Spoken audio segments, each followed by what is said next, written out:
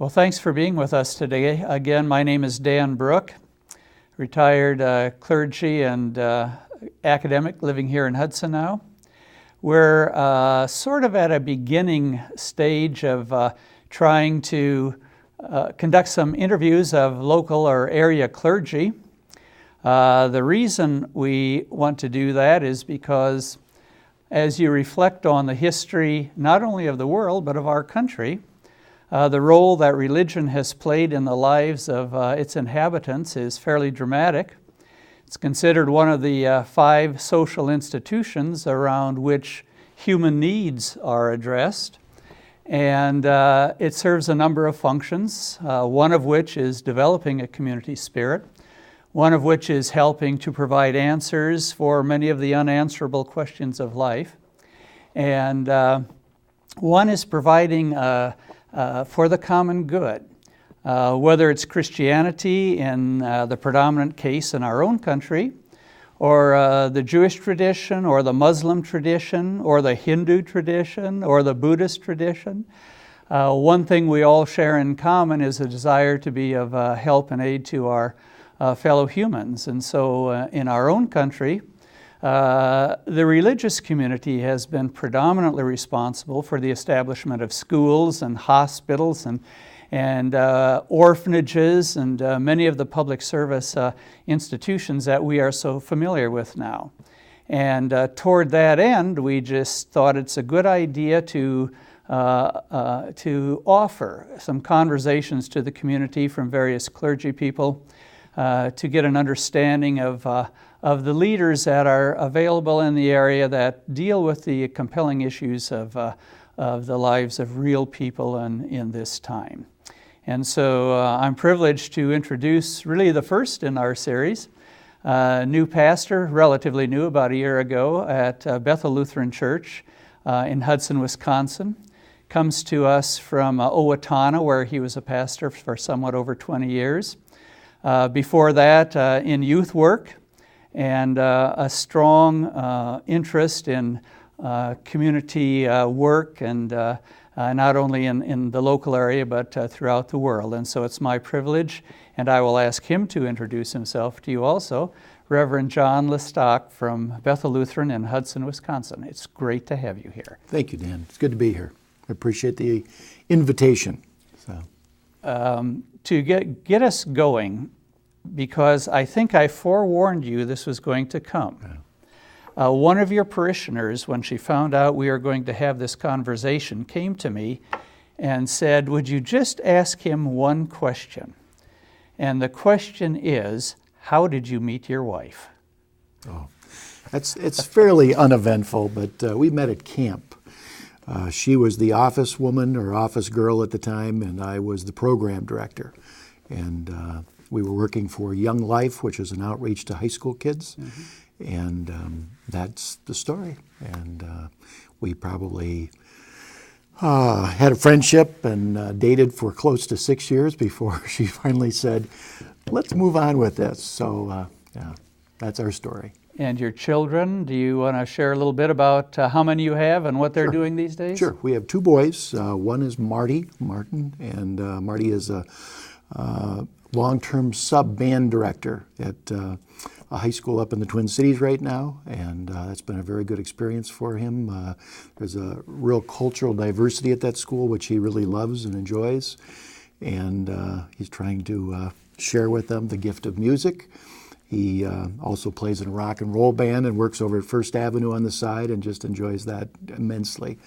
But then our other son is finishing up at Madison. He'll graduate next week with a degree in poli-sci. And then he's heading off to Washington for the summer for an internship, which we hope will develop into a full-time job. Outstanding. I was going to ask you, with regard especially to your children, because these are the kind of questions that former pastors and other people are always sort of interested in. Do you think your kids liked being preachers' kids? You know, I think it had its ups and downs. I think once again we were pretty visible as they grew up in Owatonna. I mean, we were certainly the largest church in the area there, so they had a certain visibility and a certain pressure to stay out of trouble. If and when they didn't, we always heard from the neighbors or parishioners or people from around town. So there's some great stories about that. But otherwise, I think it also had some great benefits too. I think there were some wonderful people that took them under their wing and mentored them. And as the old saying goes, you don't just pray for your kids, you pray for the people that will befriend them and have an impact on them. And so we've been very blessed. They've been very blessed with some wonderful people that have left their indelible mark on their lives. It's wonderful. And your spouse, was she expecting you to become a pastor when she agreed to marry you? You know, my wife grew up Catholic, and so growing up Catholic, you certainly don't have any aspiration of marrying a clergyman. So this was quite a change or something different. But as I say, we had worked with Young Life, with youth ministry, and for quite some time, and so she had some idea what it was going to involve. Maybe not so much the intensity on the weekends, but you know as well as I do, most of our work really is done during the weekdays anyway. Are you a Midwestern by birth? You know, I grew up in Cleveland, Ohio. Oh, that's right. And then came out here to this part of the Midwest in about '76. So we've been out here for quite some time. Was it a kind of a mental shift to go from sort of big city to fairly a small rural town? Not that Owatonna is that small, but it's smaller than Cleveland. Yeah. Well, you know, and actually the first place that I moved in coming to this region or whatever was Forest Lake, Minnesota. So that was markedly smaller. And, you know, once again, it was the 70s. John Denver was singing about Rocky Mountain High, and people were getting back to nature. So I loved the transition. I loved getting out of a more metropolitan area towards, you know, a more rural area. And, you know, growing up in Cleveland or that area, I've realized that I'm really more of a small town person. I really enjoy just the closeness of a smaller community. So I've been in Forest Lake, Minnesota. I've been in Sioux Falls, South Dakota, which is at that time was a fairly small city, about 100,000 people at the time. And then Owatonna, about 26,000, and now here in Hudson. So they've been wonderful places to live. Great. Well, I'm going to shift the topic a little bit in a different direction. I'm not sure that all of our listeners understand or maybe appreciate the kind of training it takes to become a pastor. You know, we're still a young country. There used to be 3 professions: medicine, law, clergy, of which clergy were the best trained and still are significantly well trained. Do you mind sharing with our viewers the kind of training you had to go through to become a Lutheran clergy? Sure.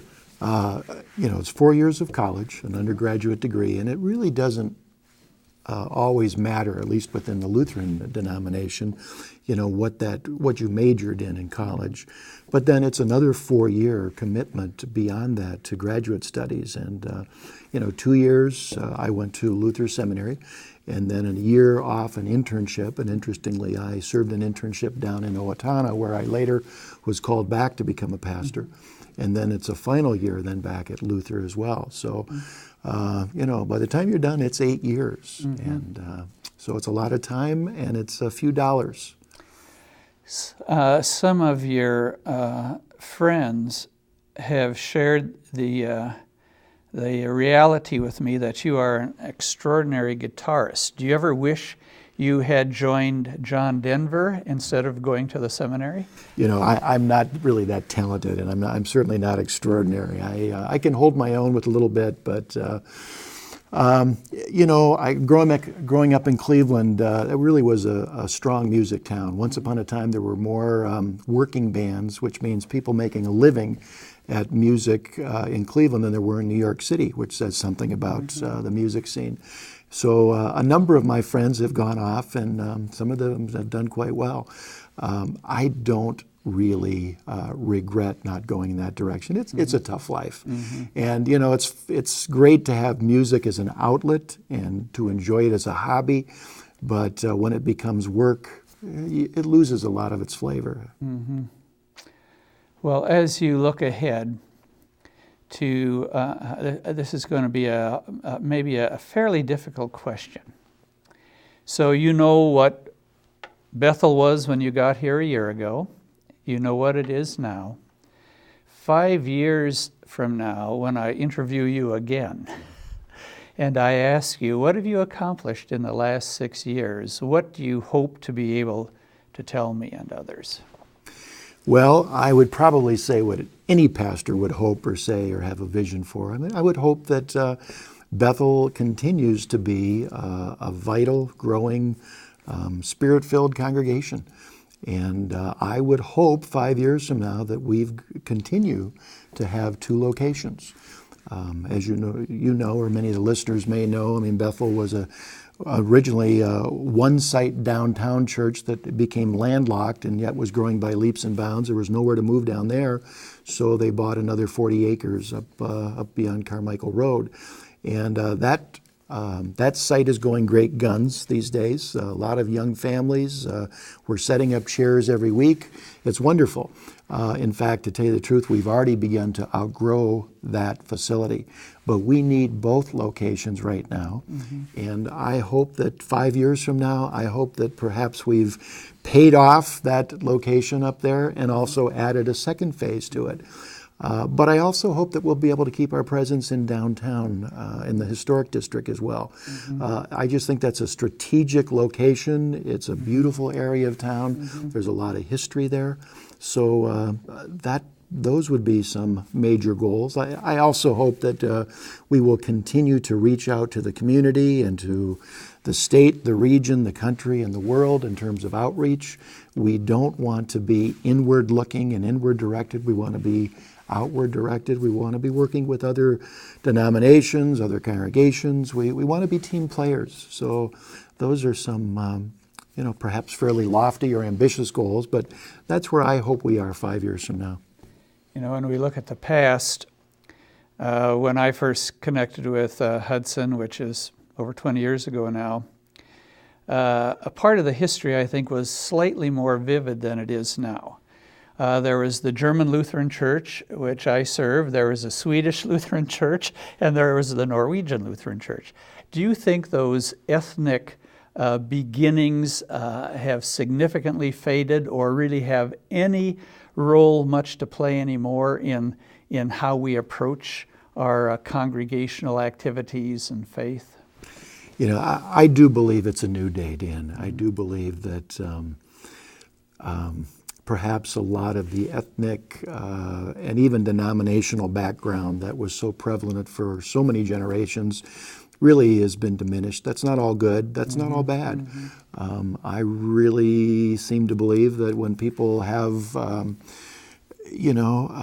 faith experience, however or wherever that is, that brings them to Christ, that brings them to God. It just seems that in this day and age, they're looking for a church that, hopefully feeds them and nurtures them and directs them and challenges them to get involved in some way, not just to come and sit and participate and be a spectator, but to go out and to be a participant as well. So that's my take on it. And, God bless our ethnic heritages. I mean, those are important, but I just don't think that they're at the forefront anymore. Yeah. You talked a little bit about leading the parish, where it will go in the future. Sociologists like to talk about styles of leadership. And generally, if I can remember it correctly, divided into kind of 3 categories. One is charismatic, one is traditional, and one, I think, is sort of legalistic. So you either lead by having the most fantastic personality on the planet, which is obvious, that's part of it, or you lead according to the traditions that are established in the institution, or you lead according to the bureaucratic rules and regulations. Of those 3, how would you define your primary leadership style as a pastor? Boy, I definitely don't qualify for the charismatic leader, so you can scratch that one off the list. But I'm also don't consider myself legalistic. I guess if I could describe it myself, I mean, I just believe that my job, our job as pastors, is to recruit, train, and equip people for ministry. And when I say that, I don't mean professional full-time pastoral ministry. I just mean the congregation, the work of the people. So I really see my leadership as one that maybe I'm the quarterback of the team, but the congregation are those that are doing the real hard work of the blocking and the running and the pass receptions and those sorts of things. And perhaps my job is just help call some of those plays. But I don't believe my part is any more important or greater than theirs. Well, what about all the people in your parish? And I shouldn't say your parish, because my guess is your parish is nearly perfect, right? We'll see. Well, what about the people typically in the pew who think that they hire the preacher to be the professional Christian on their behalf so they don't have to do anything?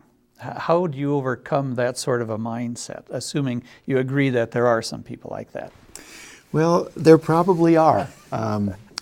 Probably, as every pastor in every congregation, we're trying to change that. We're trying to offer up a different model of ministry. And the New Testament model is not pastor-centered. There really weren't such a thing in those days. And that's when the church was most vital, was when it was the vitality and the energy and the giftedness of the lay people. So I would see myself as one that just tries to get folks out of the pews and up out of their seats, and whether that's working around the congregation itself or working across the city at the food shelf or on a mission trip to South Dakota or to Tanzania. That's my hope, that we're going to mobilize people to get out and get up and move on. In prior conversations with you, I've seen a sparkle in your eyes. You talk about some of your mission activities apart from the local parish you serve. Do you want to share a little bit with the people about some of the things you've done and the things that have been most meaningful to you in terms of getting outside the boundaries of your parish? Yeah.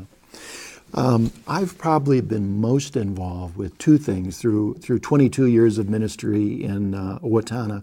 And the first was working with and for the food shelf. And once again, a lot of my role really was just visibility and raising some dollars for the food shelf as well. But that was just a great outlet, very fulfilling. And I would like to believe that we together as a group did some great work there in many ways, and that really did grow. Now, the downside of that is they're serving more people today than they've ever served. And there's a good side to that and there's a bad side to that. I mean, that is somewhat reflective of just the great needs. And Owatonna is a fairly affluent community, just like Hudson. So it's tragic that they have to be serving so many people. But that's been an important thing. And then the other area that I've really invested a lot of time and energy into has been our partnership on Pine Ridge Indian Reservation, which is out in South Dakota, just a little bit south of the Badlands. And I believe I told you this story, but we took a group of kids there probably 20 years ago. And it was a great trip, but as we were leaving, one of the little Lakota girls was crying, we don't want to see you go. And one of our kids along said, well, that's okay, we'll see you next year. And the little Lakota child said, no, you won't. Nobody ever comes back here. And so on the way home, our group got together, and the kids themselves said, let's prove her wrong. Let's show that we'll come back. Well, 20 years into it, we've been coming back every summer, every fall, sometimes in the spring as well. And that's, as with probably anybody involved with any sort of mission or mission work or those sorts of things. We've gained as much, if not more, from our experiences there. We've learned as much from the people there as we've been able to share or offer. But the history out on Pine Ridge is just so rich. And for anybody that loves the Wild West or knows their history, American history, it's just oozing with stories. So very powerful. What's happened to the little girl after 20 years? Interestingly, the little girl is now, I last saw her as an aide working with a teacher in the grade school out there. So, she's been a survivor. And, as you may know, the average age for a male out there is 48 years old. That's an average age. Terrible alcoholism, terrible unemployment, but there are people that are survivors and do make it. And, change comes slowly out there, much slower than we're used to. Maybe it's one step forward and two steps back, and then the next time 2 steps forward and 1 step back. But I do believe they are moving ahead. And so it's just fascinating and very rewarding. This is a question that I'm almost reticent to ask. Then maybe you better not ask it. Well, it only drives me to want to ask it more.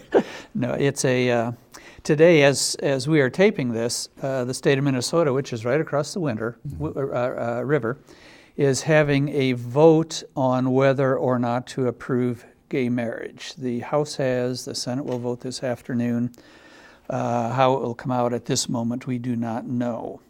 But what role do you think, if any, a local parish and its pastor play in the political milieu that surrounds us and of which we are all a part? How do you handle things like that as a Christian clergy?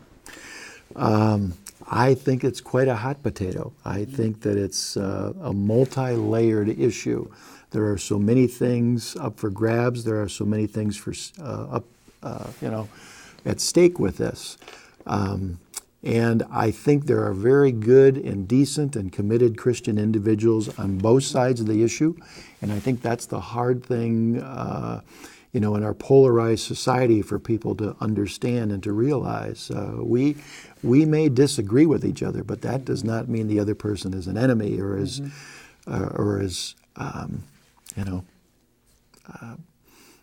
an instrument of the devil. That just means we disagree on it. And so it's complicated in so many ways. I do think of Tony Campolo's words, and you may know Tony is a Baptist and an American Baptist and an evangelist and a sociologist. And Tony really suggests that we separate the two things, that perhaps there's a civil marriage that would take place, but then allow churches that have a hard time with that, allow them to make their own choices, but not try to ramrod anything down anybody's throat and give people the freedom of choice. The interesting thing is in the Christian church, we have a long history of disagreement on so many issues. And so people always want to have a vote. And when you have a vote, there's always a winner and there's always a loser. And I think that's unfortunate. Even as you look at the Gospels, and even more so the epistles, you realize not all the disciples agreed on everything. Not all the early missionaries got along. So is there a place in this world or the church for us to agree to disagree? I'd like to believe that there is. I've considered it fortunate that in our country, with separation of church and state, we already do separate those two functions, that all marriage is a legal contract, and whether you choose to get married in the church or not is just a value added. And if you choose to get married in the church, then as you know, we register as clergy to be essentially officers of the court. Right. But while people are required to get married by the state, they aren't required to have the church necessarily sanctify that marriage. And so the option is still there. It's just, do you think people understand that that's the way marriage works within our country.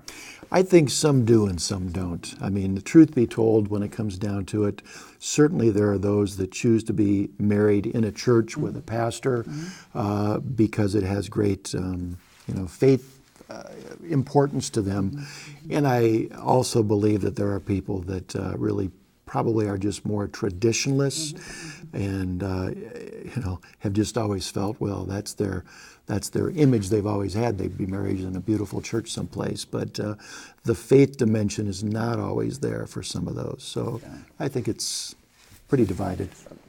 It reminds me, a sociologist once defined tradition as society's attic, crammed full of all sorts of artifacts, some good and some bad. Yeah. What are the bad cultural artifacts in the Christian church that would be best discarded, do you think? Boy, that's a tough one. I'd have to think about that. I'm going to pass on that one, Dan. I think I would pass on that too, probably, because even that varies, I'm sure, dramatically according to people. This division of our people, even with in the context of a congregation, all the congregations here, is something that I think is worrisome to all clergy, as you yourself have said. And it's I've often thought that where exactly when we decided to divide people in terms of basically ideological differences, and think it's okay to do that. You're out, we're in.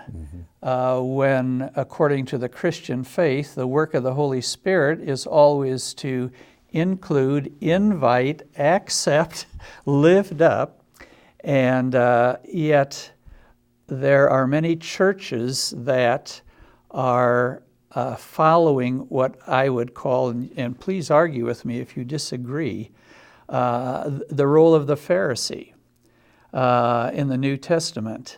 When you get to the root definition of a Pharisee, it's basically a fence builder. And the church always has a category of people who would rather build fences to keep people from getting in than gates to welcome people in. Yeah. How do you see your role in your parish to help it become even more inviting and accepting and encouraging and upbuilding of the common good? Well, I would like to believe that we're all bridge builders as opposed to as opposed to fence builders. That may or may not be true, but for me, as I read the scripture, as I read the story of Jesus, I mean, Jesus was inclusive.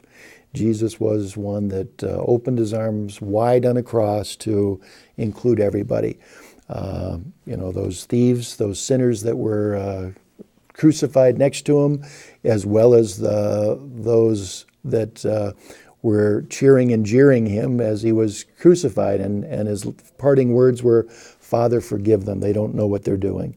So as I read the scripture, that's the essence. That's really what set Jesus apart as a historical figure, as well as a Savior and Messiah and a Redeemer that we would refer to in the Christian church. But I don't think anybody can argue historically that Jesus was one that welcomed people and brought people together. So I wouldn't take issue with what you've just said at all. Of course, the word Christian means little Christs. And that's what Christianity is all about. I just want to commend you for just sharing what I think is a definition of the gospel in a very gentle and encouraging and affirming way. As a sociologist, one of the sort of empirical realities that have been established over time, is that the public definition, public personality of an institution becomes that of its leader. And as a pastor myself, I always considered that a burden. I didn't want the parishes I served defined by me, but it happens anyway. So, assuming that that would be true in your case, what do you think a year from now the personality of Bethel in the community will be? Well, that's a good question. And, you know, once again, we would like to believe that a congregation really is the people of God as opposed to simply the pastor. I would like to believe that Bethel, and I'm not suggesting that it's not currently, but as we've already said, I would like to believe that Bethel has a reputation for equipping, training, and empowering people to go and do ministry wherever that is. And as a pastor, my hope is that as we've got many more people involved in the community than we do simply of raising them up to serve on our own council or our own committees and those sorts of things. I know in Owatonna, it made me very proud to be able to go through the community, and whether it was the food shelf or the clothesline or United Way, to see our people that were serving there. And you know, sometimes people would almost apologize that they were doing that, and there's no apology needed. I mean, you're doing God's work out in the community. That's what we would hope for. So, you know, once again, I mean, that would be an important thing. I would hope that Bethel would be seen as a congregation that's generous as well. And I don't mean generous of just supporting our own causes, but you know, together, you know, serving the needs of people around the world, around the country. And I would like to believe that we would continue to work together with other congregations as well. I mean, those are, to me, those are very biblical mandates.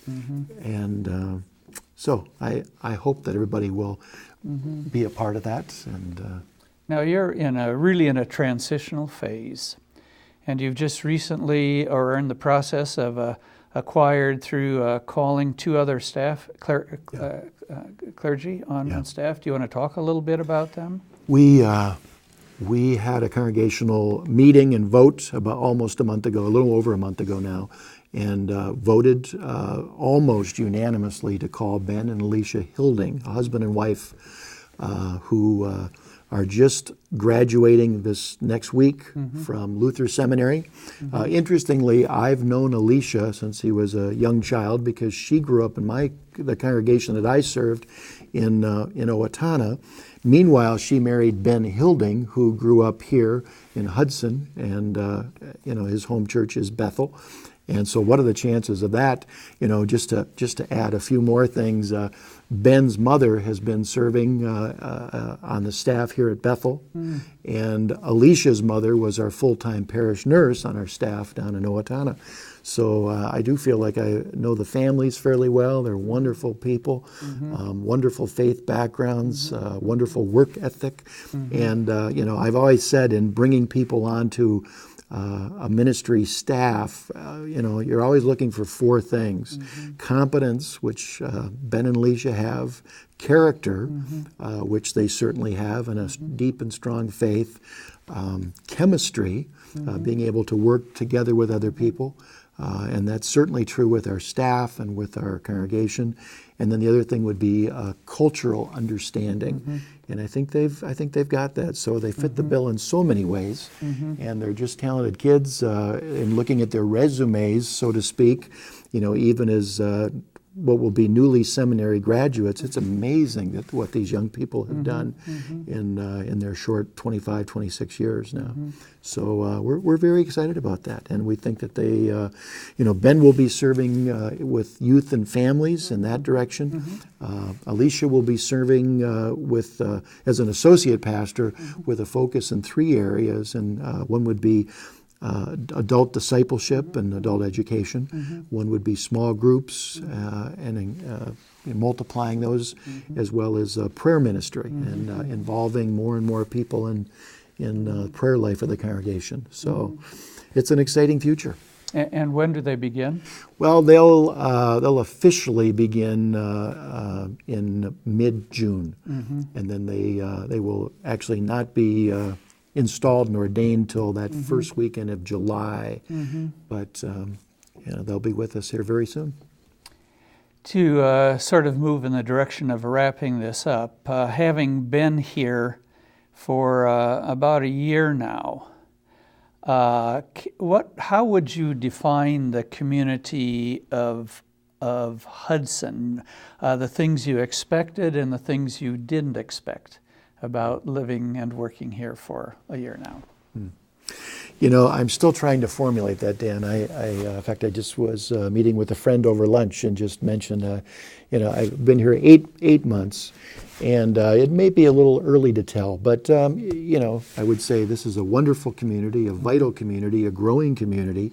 I think, like many communities of its fabric, I mean, we probably do have quite a continuum of income levels, of education, and those, some very well-to-do people, some that really do struggle, and everything in between.